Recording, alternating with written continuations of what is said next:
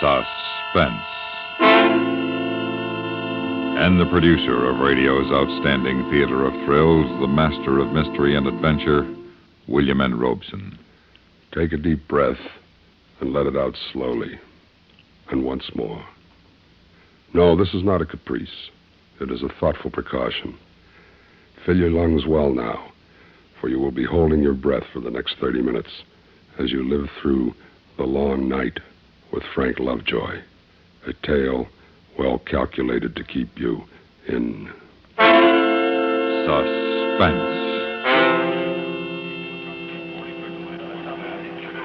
This is United 404, 10,000 over outer range. Request lower altitude, over. United 404, this is Rockford Tower. Maintain present altitude until further advised, over. United 404, roger, Rockford, over and out. Rockford Radio, this is Delta 318, over. Delta 318, this is Rockford Radio, go ahead. Delta 318, request permission for gradient approach. I'm over Milford Hills at 4,000, over.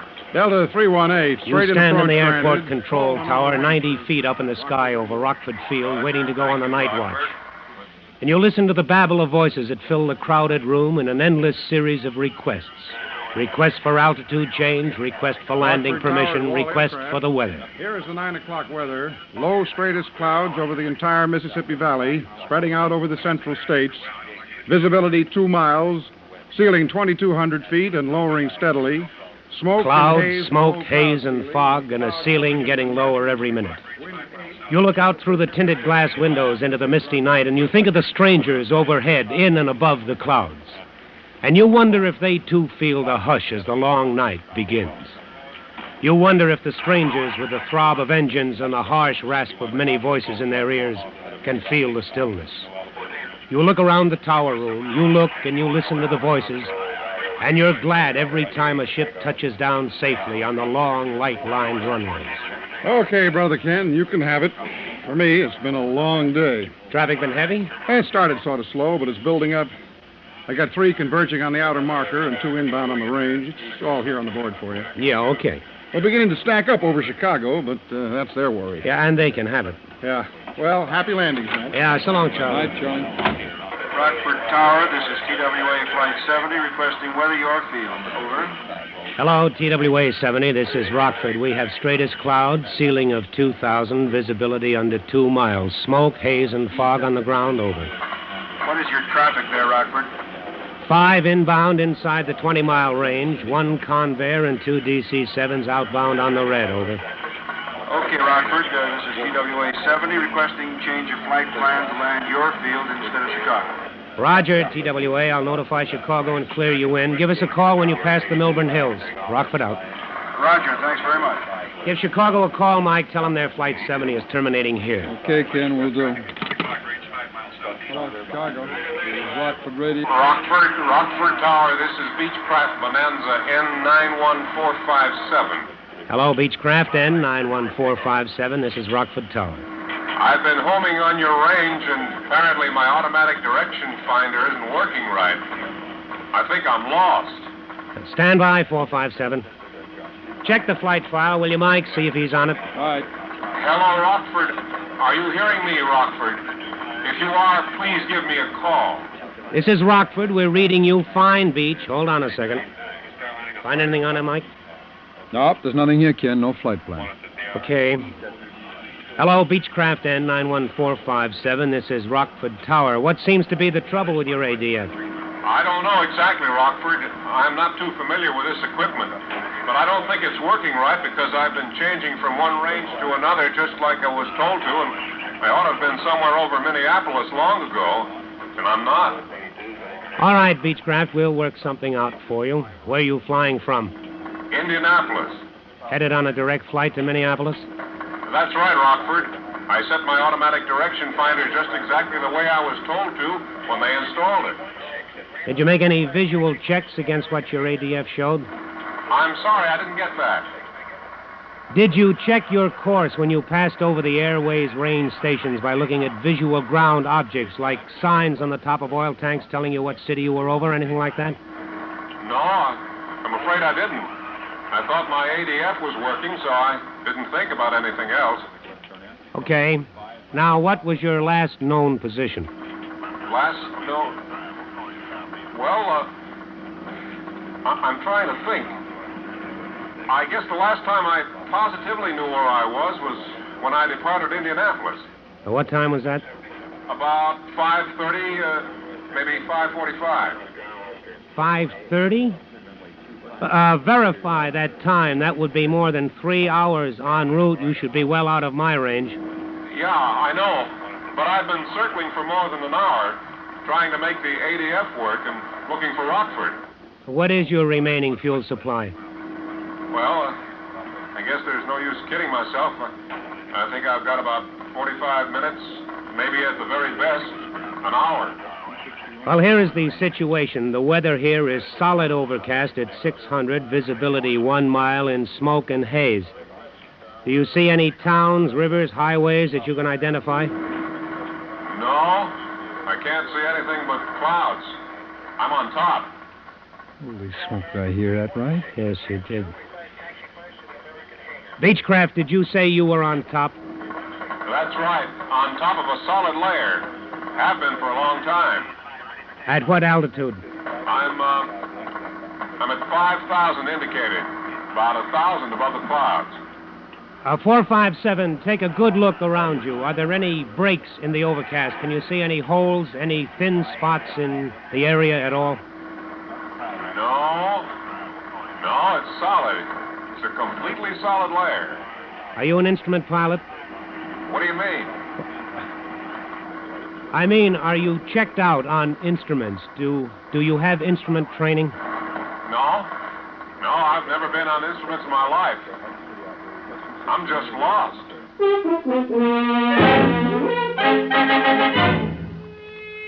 You look at the clock, 9:04. You look at the clock and mentally give yourself 45 minutes. 45 minutes to find him, bring him in, and get him on the ground. You check the latest weather chart and you don't like what you see. Your mouth feels dry. You reach for a cigarette as you punch the mic button and do the next thing that must be done. Rockford Tower to all planes working this frequency. We have an emergency. Repeat, we have an emergency. Please maintain radio silence on this frequency until further notice. Out. Rockford Tower to Beechcraft, N91457. Come in, 457. Okay, Rockford. Tell me, how did you get on top? Well, it was almost clear when I left Indianapolis. I climbed straight out to 5,000, and later, while I was trying to get the ADF working, I found myself on top. It just happened. Yes. Are you familiar with range orientation? No, I don't know anything about that either. I'm just a businessman with a new airplane. I know only enough about the radio to tune in the stations. I know I'm lost, though, and need help. These gas tanks aren't getting any fuller. Yes, I know, 457. I understand. Sure, you understand, but he doesn't. He knows he's lost and he needs help. He understands that. But he doesn't know what the odds are on getting him straightened out and over the field and then getting him down through that solid layer of clouds. You fight down a sudden urge to push the microphone button and scream at him. To tell him that nobody forced him into an airplane he hardly knew how to fly. Nobody forced him to take off on a long night cross-country in weather suitable only for experienced professionals. But you know there's no time for hindsight. There's hardly any time for hopes. So you push the black button and you try to sound calm. Hello, 457. This is Rockford Tower. Now, listen to me carefully. Are you reading me okay? Yeah. Hello, Rockford. I'm hearing you fine. Loud and clear. All right. Now I'm going to try to get a fix on you. But before I do, I want you to know what the situation is. I'm sure I can find you. I'm reasonably sure I can get you over the airport before you're out of fuel. I am not sure, though, that we can get you on the ground. Do you understand? No, I don't understand. I'm lost and I'm about out of gas and I don't understand why we're wasting time talking about it. You get me over an airport and then we'll worry about getting on the ground. All right, but you understand this. It's my job to help find you. It's my job to help you find the airport, and I'll do everything I can to get you on the ground. But flying that airplane through those clouds will be the hardest thing you've ever done in your life. Do you understand that? Okay, I understand. Now, what are we going to do? Now, we're going to orient you by radio and bring you in over the Rockford Airport.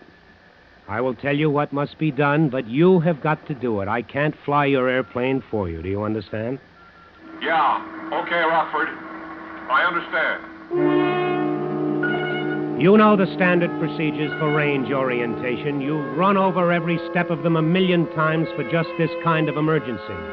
That's one of the reasons you're up here in this modern Tower of Babel on these long nights. But you've got 2 strikes against you on this one.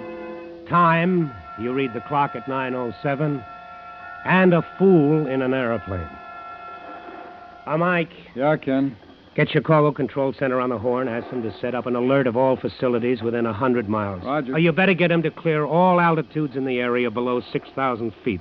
Okay, we'll do. You know, I don't know whether to try to get him down through the clouds now and then try to bring him in, or whether to get him over us on top and then let him down where we won't lose radio contact if he gets too low. Well, it's souped up all across the valley, Ken. You might get him down through it, but if he's too far out, he'd have no chance of getting here under the ceiling.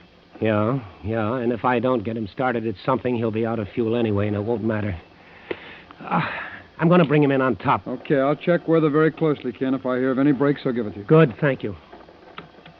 Hello, 457, this is Rockford Tower. Yeah, okay, Rockford. I'm going to speak very distinctly.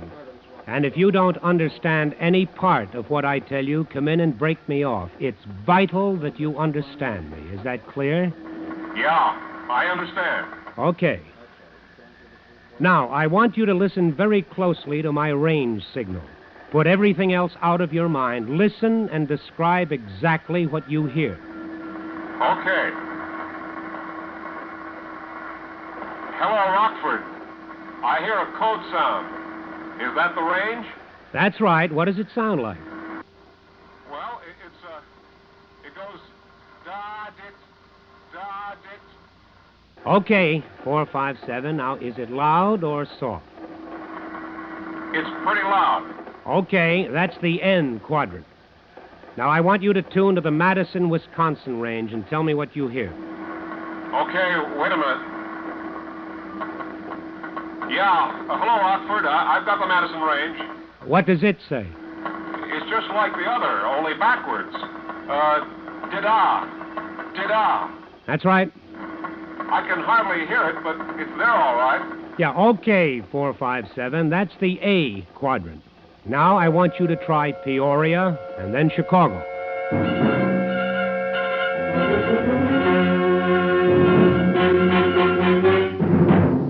Rockford, Madison, Peoria, Chicago. 4 corners to check from. 4 radio sounds that you hope he's reading correctly. You finish the check and he comes through without a bobble, and you know you have him fixed. You know at least his direction from you. You take a deep breath, and for the first time you feel a tiny flicker of hope that you're going to find your stranger and get him in all right. But you're a long way from home, and you light another cigarette and push the black microphone button hard. Now listen carefully, 457. I'm going to run a check procedure on you. I want you to take up a northeast heading, turn your volume down as low as you can, and still receive my range signal. At the very moment you detect a change in signal strength, either higher or lower, advise me. All right, Rockford. I'll do my best. I'm not sure that I'm not at all sure. Hello, 457. Can you hear me? Do you hear me, Beechcraft 457? Rockford. Yes, I read you now. I lost you for a second, but I hear your range signal now. Did you get all of my last transmission? Yeah, I think so. I think I can do it. Hello, Rockford. My gauges indicate empty tanks. There's some gas left, I know, but I have no idea how much. Do you know where I am? I'm quite sure of your direction from me, and I believe I know how far out you are within, say, 20 miles. If what you've told me is correct, I estimate you have 30 minutes fuel remaining. I believe your gauges are indicating normally. Now, Try to concentrate on doing just what I've told you to do. Yeah, okay, Rockford. I don't want you to think I'm ungrateful. I realize you can't afford mistakes. But I can't last much longer. I'm not trying to hurry you, but the gauges say empty, and my son is getting sick. You didn't say anything about having any passengers aboard. How many are there of you? Just my son and me. Is the air rough? Is there turbulence? No the air is smooth. But you said your son is getting sick. Yes, you see, he's only 9, and he's getting scared. That's what's making him sick.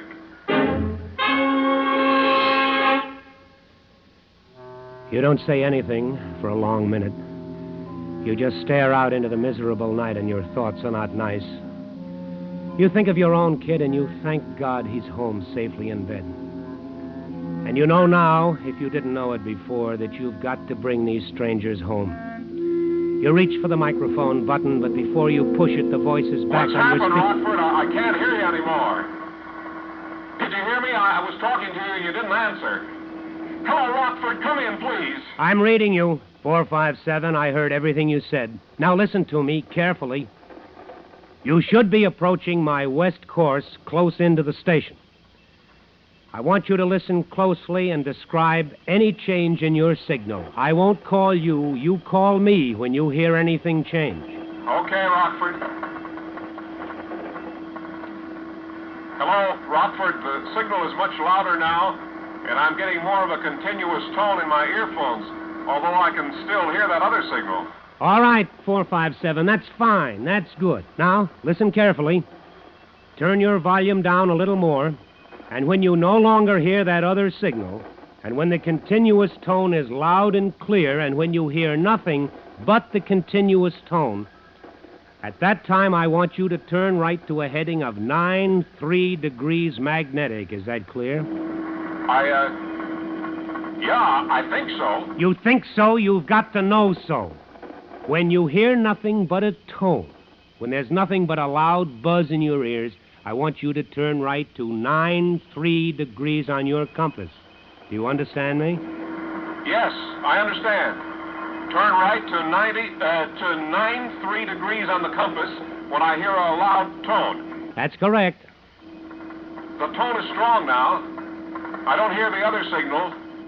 Nothing but the tone. Shall I... Yes, turn right, turn to 93 degrees, and advise. Advise? Advise when on course, when on 93 degrees, advise. Roger. Advise when I'm on course now, on 93. All right, good. Chicago Control Center has everything cleared on the 6000. They're monitoring the calls, too. Okay, Mike, thanks a lot. What's the time? 9:40, straight up. 9:40? That's 12 minutes to make it in. Hello, 457. You're approaching the range now. You're almost over the station. The range is about 2 miles from where I'm sitting. The signal you hear will continue to increase in volume until you cross the range. At that time, it will fade out quickly. For a moment, you may hear nothing. Then it will increase again rapidly. Now, at the very instant your signal fades, I want you to make an immediate left turn to a heading of 45 degrees magnetic. Take that heading and advise. Understand? I understand. Mike, get on the phone and alert the local police and fire departments. Tell them what we've got and to be on the lookout for a fast move. Roger. Get all the lights on in the field, the runway markers. When we get him down through this, he won't have any time to spend looking for the field. Okay, will do. That is, if we get him down through it. You light another cigarette. You watch the clock on the desk.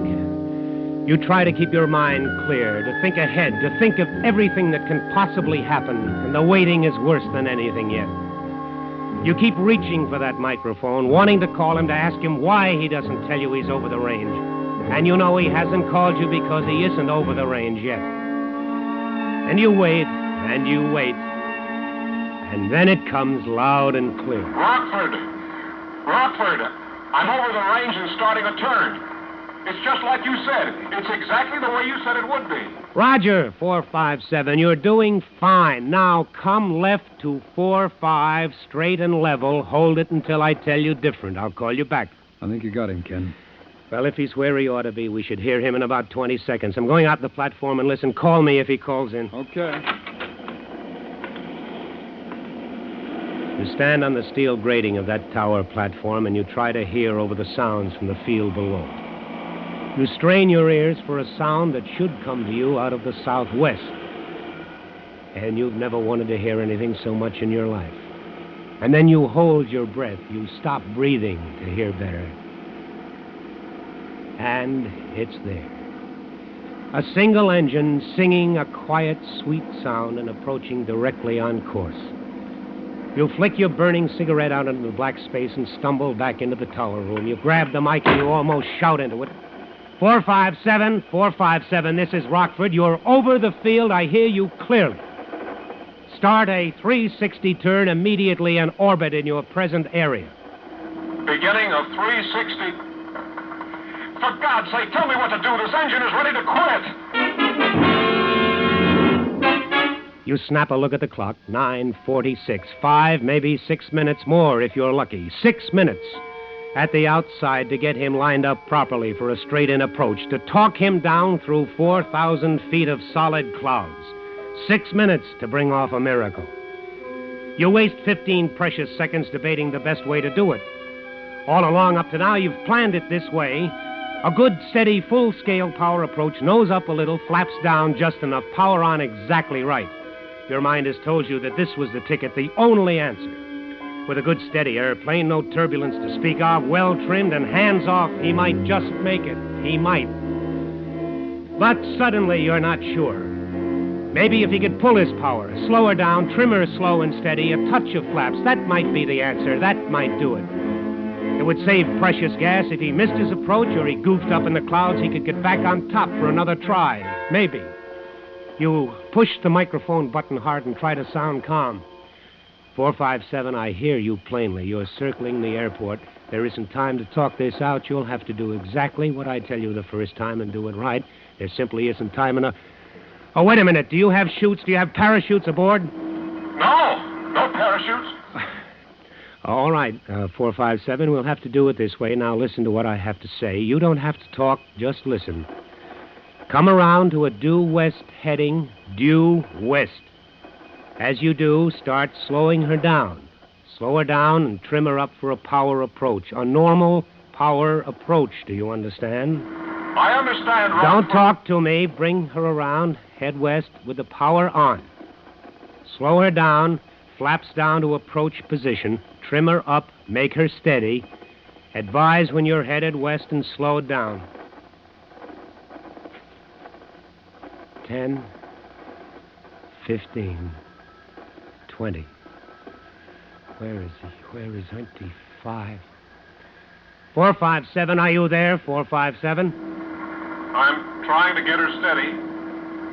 I'm trying to do what you told me. All right, 457, don't talk. Advise when on course. Rockford, I'm on 270 now. Slowing down. I don't know.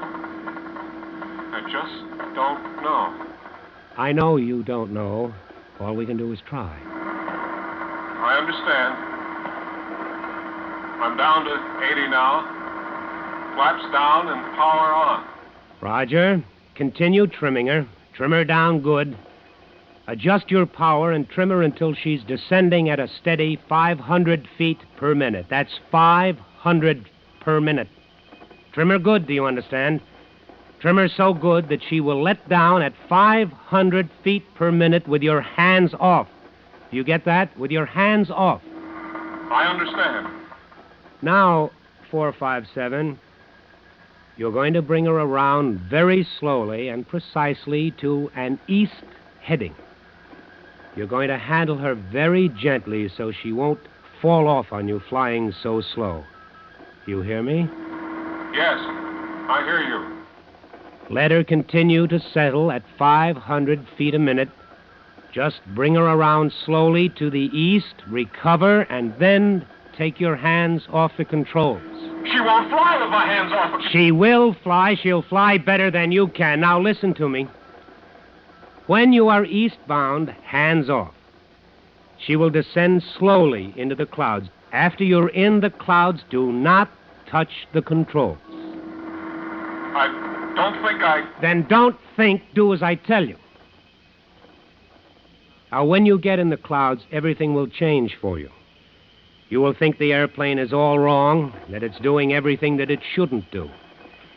If you leave it alone, it will start a slow spiral to the left, but I don't think it'll be enough to do any harm until you've broken out under the ceiling.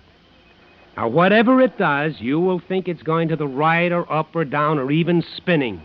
But it won't be doing any of those things unless you make it do them. Now, don't touch it. Now, are you eastbound? I'm eastbound, yes. Take your hands off the controls. But Take your hands off now. Okay. Hands are off. Now, let her have it. Let her fly herself. Ken, the ceiling's under 600 feet. That doesn't give him much time to recover and get his bearings when he breaks out. Oh, but it's all we can do. It's all anybody can do. You sit there waiting, only too aware of what can be happening in the cabin of Beechcraft 457, sweating out each second of time with a terrified pilot and his deathly scared kid. You wonder if this man, this stranger, and yet no longer a stranger, can keep his fantasies under control for that long letdown. The lonely, long letdown through total darkness with nothing but a great fear for a companion. A minute goes by, and another, and then... Rockford! Rockford! It's turning, Rockford! Turning! Airspeed's high! It's going higher! Get off those controls. Cut the throttle. I've got the throttle closed. She's slowing down fast. I can't see. I can't... Well, she's going to stall. Give her the throttle. Slowly. Keep your hands off except the throttle. She'll climb back out on top if you keep your hands off her.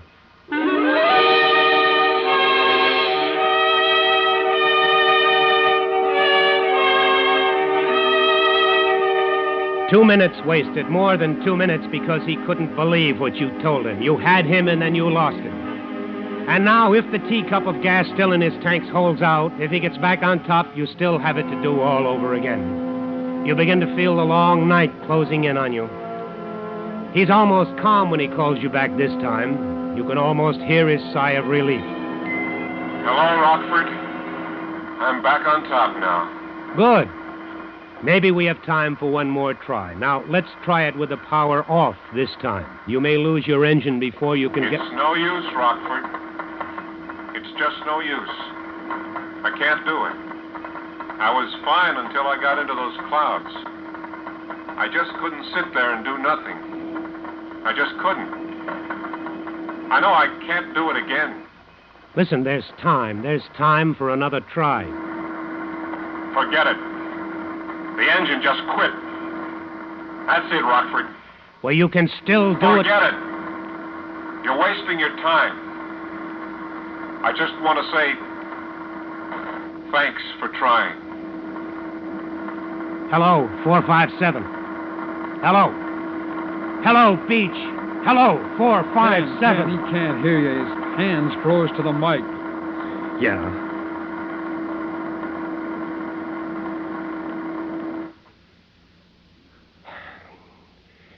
You better hit the crash button. Roger.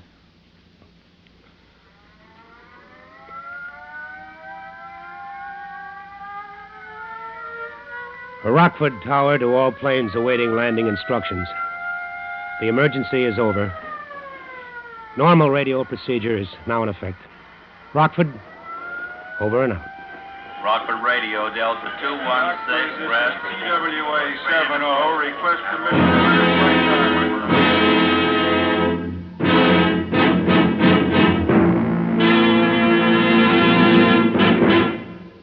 Suspense,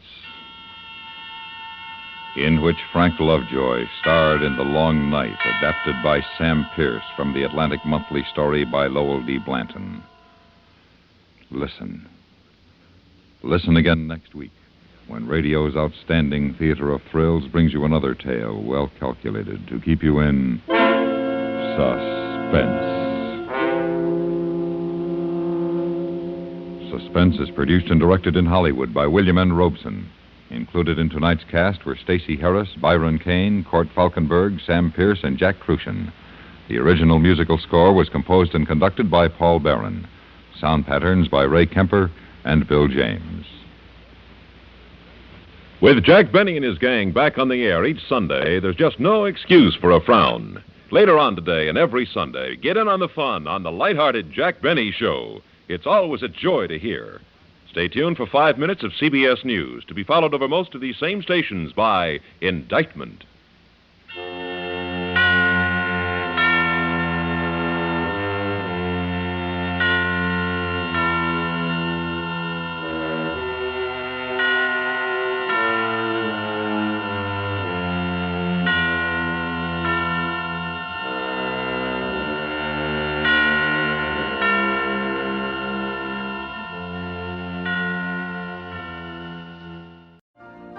You've been listening to the OTR Gold Network.